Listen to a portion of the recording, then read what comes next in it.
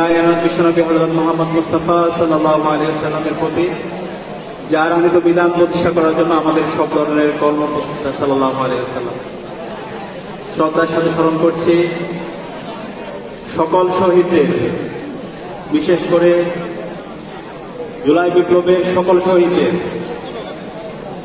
তানজিমুল উম্মাহ ফাউন্ডেশনের, আমাদের এই ফাউন্ডেশনের সাবেক শিক্ষার্থী শহীদ নাসির সহ জুলাই বিপ্লবের সকল শহীদদের আল্লাহ পাক সুবহানাহু ওয়া তাআলা সকল শহীদদের জান্নাতুল ফেরদৌসের মেহমান হিসেবে কবুল করুন, আল্লাহুম্মা আমিন। সম্মানিত উপস্থিতি, আজকের এই আয়োজন খুবই আবেগঘন একটি আয়োজন। আজকের এই আয়োজন একই সাথে খুবই আনন্দের একটি আয়োজন। আমি যখন এখানে বসে আমাদের ছোট হুফাজদের চেহারাগুলো তাকাচ্ছিলাম, আমার চোখ দিয়ে পানি চলে আসছিল। আমি যখন তাদের তেলাওয়াত শুনছিলাম, আমার হৃদয়ের মধ্যে স্পন্দিত হচ্ছিল। বিগত 16 বছরে আমরা যারা ক্যাম্পাসে ছিলাম, শুধুমাত্র কোরআন পড়ার কারণে, নামাজ পড়ার কারণে আমাদের হাজার হাজার শিক্ষার্থীদেরকে নির্যাতন করা হয়েছে, নিষ্পেষণ করা হয়েছে। গত বছর আপনারা জানেন ঢাকা বিশ্ববিদ্যালয়ে আমরা যখন বটতলায় কোরআন তেলাওয়াতের আয়োজন করেছিলাম, সেই কোরআন তেলাওয়াত আয়োজনকে বন্ধ করার জন্য বিভিন্ন ধরনের হুমকি দেওয়া হয়েছিল। পরবর্তীতে কোরআন তেলাওয়াত আয়োজনের সাথে যারা জড়িত ছিল তাদেরকে শোকজ নোটিশ দেওয়া হয়েছিল।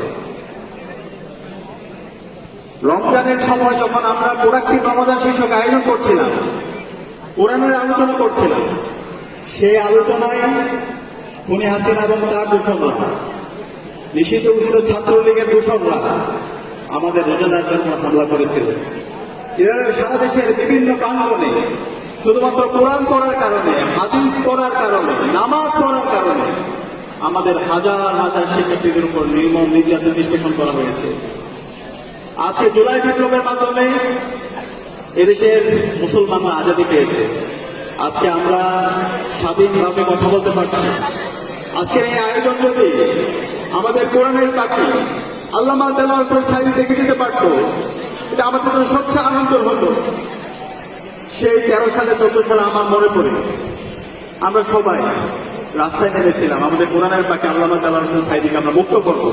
খুনি হাসিনা এবং তার দূষণরা আল্লামা দেলাওয়ার হোসেন সাঈদীকে মিথ্যা অভিযোগ দিয়ে এবং শহীদ নেতৃবৃন্দকে মিথ্যা অভিযোগ দিয়ে যে বিচারিক হত্যাকাণ্ড করছিল, সেই বিচারিক হত্যাকাণ্ড আমরা বন্ধ করব।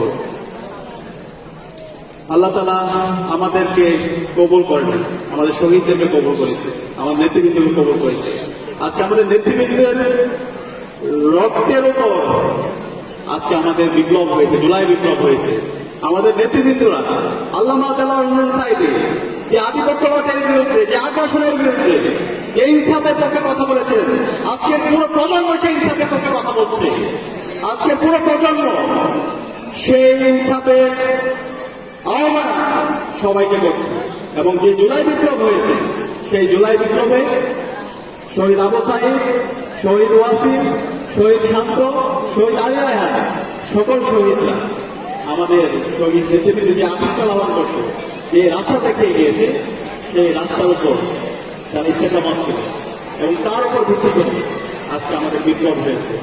সে কারণে আমি আজকে হুফাজদেরকে অনুরোধ করব, আমাদের নেতৃবৃন্দ তো আল্লাহ ডাকে সারা দিয়ে চলে গেছে। আজকে একটি শূন্যতা তৈরি হয়েছে। আজকের এই শূন্যতা আপনাদেরকে পূরণ করতে হবে। তানজিমুল উম্মাহ শিক্ষার্থী যারা আছেন, আজকে যারা হুফাজ হয়েছে, আপনাদের মধ্য থেকে আগামী আল্লামা দেলাওয়ার হোসেন সাঈদী তৈরি হইতে হবে। আপনাদের মধ্য থেকে ইমাম হাসানুল বান্না তৈরি হইতে হবে। আপনাদের মধ্য থেকে সাইয়েদ কুতুব তৈরি হইতে হবে। আপনাদের মধ্য থেকে বদিউজ্জামান সাইয়েদ নুরসি তৈরি হতে হবে। আপনাদের মধ্য থেকে ইবনে সিনা তৈরি হতে হবে। আপনাদের মধ্য থেকে ইমাম গাজ্জালি তৈরি হইতে হবে। আপনাদের মধ্য থেকে মৌলানা সাইয়েদ আবুল আলা মওদুদী রহমাতুল্লাহ তৈরি হতে হবে। সেই ধরনের যদি আমরা ব্যক্তিত্ব হতে পারি, তাহলে আগামীর বাংলাদেশে আমরা নেতৃত্ব দেব ইনশাআল্লাহ।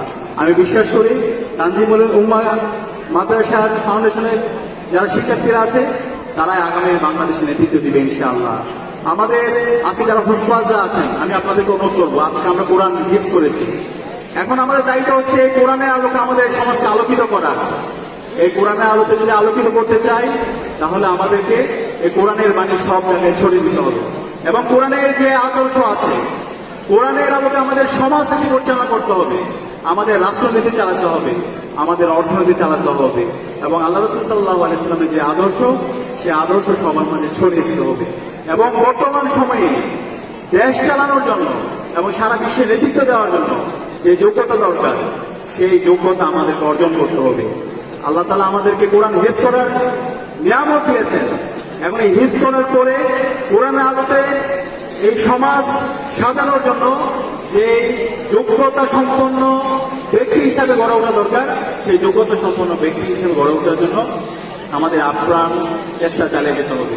এবং সেই জায়গায় আমরা যারা সাবেক শিক্ষার্থীরা আছি এবং আমরা ঢাকা বিশ্ববিদ্যালয় কেন্দ্রীয় ছাত্র সংসদের পক্ষ থেকে আপনাদের পাশে আমরা সবসময় থাকবো ইনশাআল্লাহ। আপনাদের সার্বিকভাবে আমরা যে কোনো বিষয়ে আপনাদের পাশে থাকবো ইনশাআল্লাহ। এবং আপনাদেরকে আমরা অনুরোধ করবো, আমাদের আগের প্রজন্ম, আমাদের আল্লামা দেলোয়ার হোসেন সাঈদী থেকে শুরু করে আমাদের শহীদ নেতৃবৃন্দ যেভাবে অন্যায়ের বিরুদ্ধে কথা বলে গেছে, যেভাবে জালেমের বিরুদ্ধে, জুলুমের বিরুদ্ধে ইনসাফের পক্ষে কথা বলে গিয়েছে, সেভাবে আমাদের সবসময় সিদ্ধান্ত রাখতে হবে। আমরা কি পারবো ইনশাআল্লাহ? ইনশাআল্লাহ। আধিপত্যবাদের বিরুদ্ধে, আগ্রাসনের বিরুদ্ধে এবং নব্য ফেসিবাদের বিরুদ্ধে আমাদের সিদ্ধান্ত সবসময় উঁচু রাখতে হবে। আমরা যদি সেভাবে উঁচু রাখতে পারি এবং নিজেদেরকে যোগ্য রাখতে পারি, তাহলে আগামী যে বিপ্লব হবে, সেই বিপ্লব হবে ইসলামের বিপ্লব, এবং আগামীর বাংলাদেশ হবে ইনসাফের বাংলাদেশ ইনশাআল্লাহ। সেই উদাত্ত আহ্বান জানিয়ে আমি আমার জন্য দোয়া চেয়ে এবং আজকে হুফাজদের জন্য দোয়া করে, আজকে আয়োজনের সাথে যারা যুক্ত তাদের জন্য দোয়া করে আমি আমার কাছে শেষ করছি। আসসালামু আলাইকুম।